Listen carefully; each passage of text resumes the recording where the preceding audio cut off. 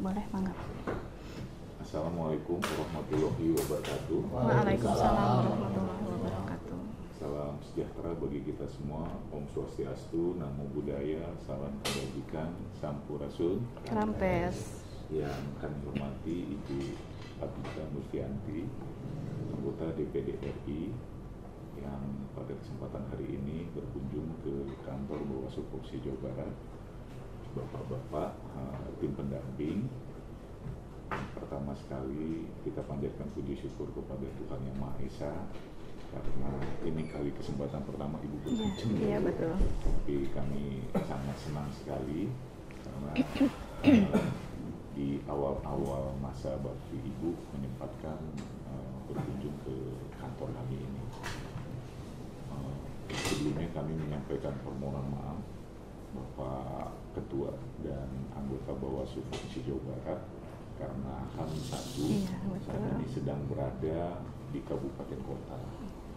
Kemudian Pak Ketua sendiri di Hambalang di Bogor karena ada agenda bersama dengan PJ Gubernur untuk mengecekkan kesiapan TPS.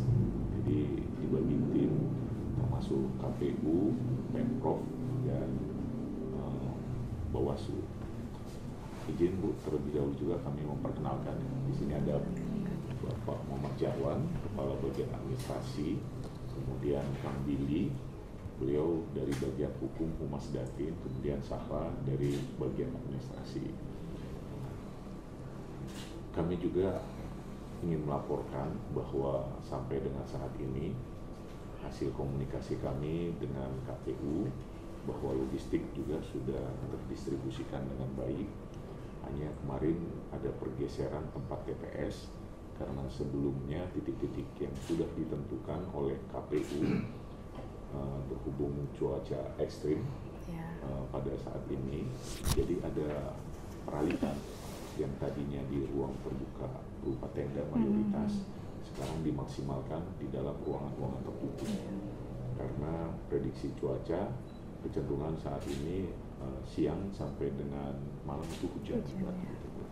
Jadi untuk mengantisipasi hal tersebut, kemudian ada juga beberapa kegiatan yang bersamaan kami lakukan dengan KPU, seperti kemarin juga penghangusan sisa suara yang tidak terpakai di pihak ketiga ya, seperti penyedia Gramedia, suara-suara yang rusak yang di pihak penyedia juga itu kan wajib dihancurkan. Itu mungkin pengantar dari kami Bu. Barangkali Ibu berkenan menyampaikan arahan, kemudian juga bisa menyampaikan saran-saran kepada kami, termasuk juga maksud kedatangan mungkin ada yang lebih spesifik. Demikian kepada Bu Abita kami persilakan. Assalamualaikum warahmatullahi wabarakatuh. Waalaikumsalam. Terima kasih Bapak sudah menyempatkan waktu untuk hadir di sini dengan kesibukan yang pasti padat ya Pak, karena sudah H-1 ini kita menghadapi pilkada besok. Alhamdulillah kita dapat berkumpul di sini dengan kondisi sehat walafiat. Saya sangat menghargai kesempatan ini untuk bertemu dan berdialog di tempat ini ya Pak, dalam upaya kita untuk memastikan melaksanakan Undang-Undang Nomor 11 Tahun 2009 tentang kesejahteraan sosial dapat berjalan dengan baik serta mengawasi penyalahgunaan bansos dalam proses pemilihan kepala daerah serentak tahun 2024 ini. Karena saya sendiri di DPD ini berada di Komite 3 Pak. Ya, saya ada di Komite 3 yang berkaitan dengan bansos itu sendiri itu Pak. Pilkada ini kan merupakan bagian dari proses demokrasi yang sangat penting itu ya Pak. Pemilihan kepala daerah secara langsung memberikan kesempatan bagi masyarakat untuk memilih pimpinannya. Pilkada juga menjadi salah satu dari desentralisasi yang memberikan kekuatan kepada daerah untuk menentukan pembangunan dan kesejahteraan masyarakatnya itu sendiri. Namun di sisi lain kita juga harus mengakui adanya potensi penyalahgunaan gitu dalam proses pilkada ini. Salah satunya ada isu yang menjadi perhatian adalah penyalahgunaan bantuan sosial yang seharusnya ditujukan untuk membantu masyarakat yang membutuhkan justru dimanfaatkan untuk kepentingan politik tertentu gitu Pak. penyalahgunaan bansos dalam pilkada juga dapat merusak sistem demokrasi kita. Penyalahgunaan ini juga mencakup bantuan sosial untuk kepentingan politik gitu, seperti itu Pak. Mudah-mudahan tapi tidak terjadi gitu ya Pak ya untuk di Provinsi Jawa Barat ini sendiri gitu. Kami juga sangat berharap melalui sinergi ini seluruh pihak terkait juga dapat mengawasi gitu proses penyalahgunaan bantuan sosial dan memastikan bahwa program-program sosial itu sampai kepada masyarakat yang membutuhkan tepat gitu, secara tepat, bukan untuk tujuan politik atau kepentingan pribadi gitu. Oleh karena itu diperlukannya adanya pengawasan yang ketat untuk hal tersebut, itu seperti itu Pak. Kurang lebih seperti itu dari saya Pak. Semoga pilkada besok dapat berjalan dengan lancar dan segala prosesnya dapat berjalan dengan sesuai seperti apa yang seharusnya dilakukan. Itu seperti itu Pak, mungkin dari saya. Terima kasih Bu Agita. Ya. Bapak barangkali ada mau menambahkan? Cukup Pak. Bapak ada Pak? Iya. Iya Bu, memang izin ini Bu terkait dengan bansos ini memang pada saat pemilu kemarin kan sempat viral begitu ya, ditarik-tarik ke ranah politik. Iya, betul. Nah memang sampai sejauh ini pemerintah daerah juga sangat ketat ya dalam proses penyaluran bansos di tahapan pemilihan kepala daerah ini. Nah kalau secara garis besar kami belum ada berita yang viral terkait penyaluran bansos di Provinsi Jawa Barat. Tapi mungkin Pak Billy bisa menginformasikan. Silakan Pak Billy. Waalaikumsalam.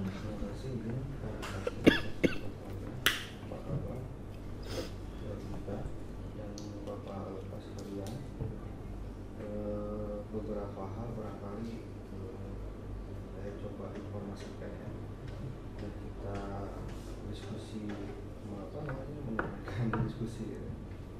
Pertama barangkali untuk pelaksanaan tahapan kampanye pemilihan kepala daerah serentak tahun 2024 di Jawa Barat, sejauh ini dari 20 kabupaten kota dan Pilgub Jawa Barat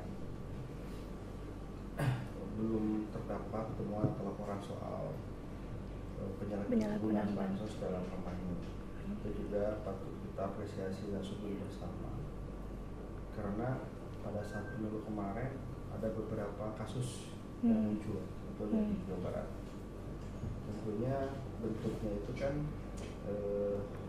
yang kebetulan residunya sampai saat ini belum selesai di Pengadilan Negeri Ciamis ya, terkait dengan penyaluran alat masak listrik atau Magicom. Itu memang bantuannya itu dari Kementerian SDM. Nanti barangkali bisa kita cari bersama informasinya. Dalam bentuk Magicom diberikan, dan penerima manfaatnya itu adalah keluarga harapan, program keluarga harapan yang memang, atau misalnya yang sudah terbiasa dia mendapatkan bantuan berupa BNPT. Jadi penyalurannya melalui program keluarga harapan. Namun pada teknisnya kemarin itu dimanfaatkan oleh para peserta pemilu, terutama para calon. Para calonnya. Jadi mereka mendata sendiri siapa beberapa kelompok masyarakat atau orang yang biasa menerima program, yang mendata itu memang kebetulan oleh case-nya gitu, kira-kira begitu. Lalu kemudian diberikanlah program bantuan itu kepada masyarakat calon pemilih pada akhirnya. Walaupun memang pada konteks pemberiannya itu kan sebetulnya sudah sesuai dengan ketentuan, karena prosesnya sudah sesuai, lalu kemudian didistribusikan langsung oleh PT Pos, gitu kan, dan di situ juga terdapat tanda di Magicom itu memang tanda dari Kementerian SDM untuk bantuan masyarakat tidak mampu kan gitu ya. Nah memang penyalahgunaan itu ketika memang dia sudah diturunkan ke wilayah-wilayah oleh beberapa peserta pemilu. Nah, kalau sekarang itu karena memang sejauh pengetahuan saya ini kan yang terkait dengan pemilihan itu ada surat keputusan atau surat edaran dari Kementerian Sosial untuk pembatasan penyaluran bansos ya dalam pemilihan kepala daerah.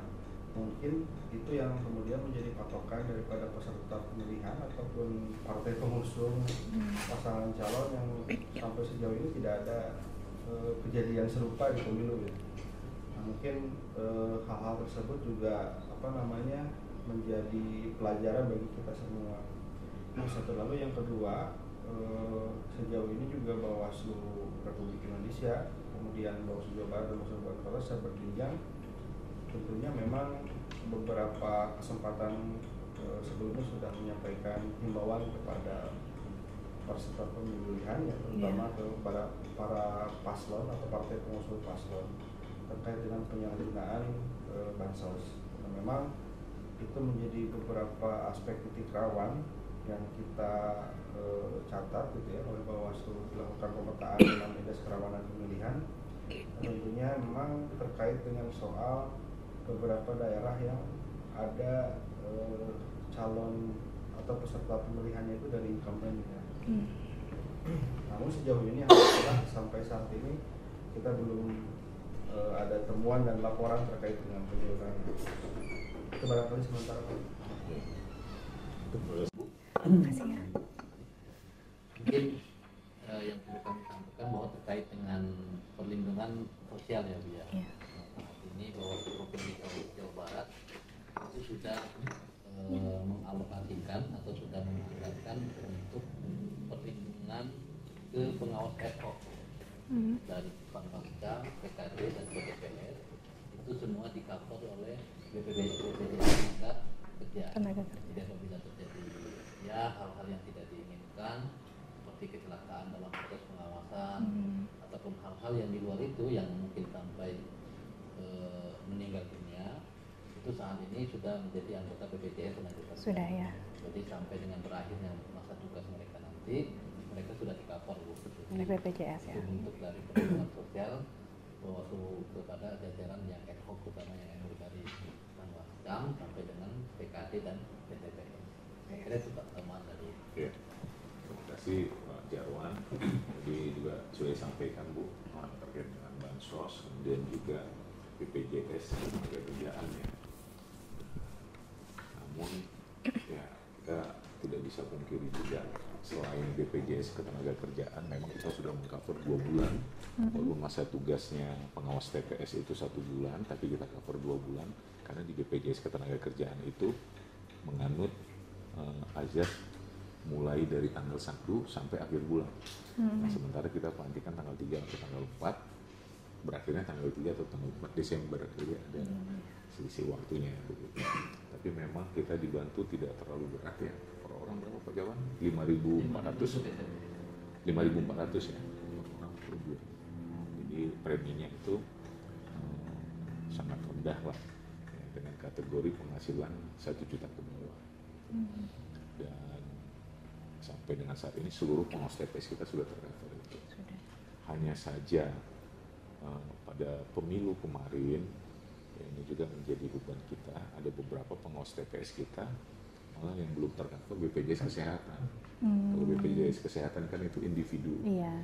Pada saat pemilu kemarin tim dari Kemenkes ya, bersama Seknek juga melakukan kunjungan ke Bawaslu Jabar bekerja sama dengan dinas kesehatan yang di sini untuk mengidentifikasi personil kita mana-mana saja yang belum memiliki BPJS Kesehatan kita. Mungkin itu Bu informasinya. Barangkali ada tanggapan, masukan dari Ibu Adita dan persilakan. Ya, berarti kalau sejauh ini sih semuanya sudah aman ya Pak ya. Untuk penyalahgunaan juga mudah-mudahan memang benar tidak ada gitu ya, atau jangan sampai ada yang tidak terdeteksi gitu Pak. Kemudian untuk BPJS itu juga mudah-mudahan tidak ada masalah apa-apa ya dalam ini, walaupun sudah disiapkan gitu, walaupun sudah disiapkan, tapi mudah-mudahan semuanya lancar.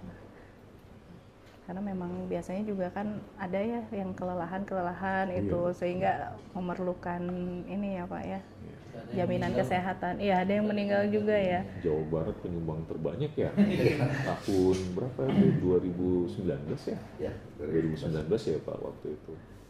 Kita jajaran kita juga bukan kelelahan gitu ya. Karena proses penghitungan Penghitungannya rekapnya itu sampai malam gitu. subuh. Iya, banyak juga mungkin karena yang harus dihitungnya karena Iya. untuk Jawa Barat kan ininya banyak. Tapi kalau mudah-mudahan pemilihan kepala daerah ini ya, karena tidak hanya dua suara ya. Ya, Kalau pemilu kemarin 5 gitu. Iya. banyak sekali kalau kemarin ya. Ya kalau sekarang hanya 2. Hanya 2 ya. ya. Mudah-mudahan bisa cepat. Mudah-mudahan selesai. waktunya juga tidak memakan waktu terlalu banyak dalam proses perhitungan suaranya nanti. Oke. Ya itu sih Pak, mudah-mudahan semuanya berjalan lancar. Oke. Ini tinggal 1 hari lagi ya Pak ya, H-1 besok serentak dilakukan. Proses pemilihannya lancar, proses perhitungan suaranya lancar, terutama untuk penyalahgunaan bansos ini kan pasti kan sudah dari kemarin-kemarin ya. Iya. Di ininya Diantisipasi. diantisipasinya, mudah-mudahan tidak ada sampai besok sebelum mulai pemilu. Aja sih mungkin Pak. Gitu. Ada lagi dari teman-teman, dari bapak-bapak, barangkali yang mau disampaikan, ditanyakan kepada kami. Ya, cukup. Udah. Pak Jarwan, boleh. Mau berkeluh kesah juga nggak apa-apa. Menghadapi pemilu ini gitu. Menghadapi pilkada yang ini. Jadi kami mohon maaf Bu, tadi mungkin Ibu harus naik ke lantai 3 gitu. Sebenarnya keluhan ya. Kok bilang keluar. aja yang punya kantor gitu aja. Iya, statusnya kantor ini pinjam pakai dulu dari Pemprov. Kita memang sedang proses renovasi lantai 1 dan lantai 2 bekas Fokercinta. Nah, itu yang memang baru dipinjam pakaikan juga kepada kita oleh Pemprov. Kalau KPU mereka sudah dihibahkan Bu dari KPU, Pemprov. ya. Jadi statusnya sudah lebih baik lah dibandingkan Bawaslu. Mohon kalau Ibu berkenan ada kesempatan ya bisa mensupport kami lah, supaya bisa mendapatkan kantor yang memadai dan Iya. itu mungkin Bu keluhan dari kami. Iya, mudah-mudahan. Ini yang satu gedung ini tapi dipakai Bawaslu semua ya? Enggak, Bu. Atau Di- cuma lantai ini? Lantai ini aja Bu. Oh, lantai ini 3. aja. Memang di samping tangga naik itu ada ruang kecil untuk penerimaan laporan. Karena kan kita khawatir saudara-saudara kita yang difabel harus naik ke lantai 3 kan sulit. Tapi difasilitasi di situ. Kalau di lantai 2 itu komisi informasi. Nah, kalau di lantai 1 ada difabel ya kemudian PWRI gitu Bu. Yang di depan itu kampus.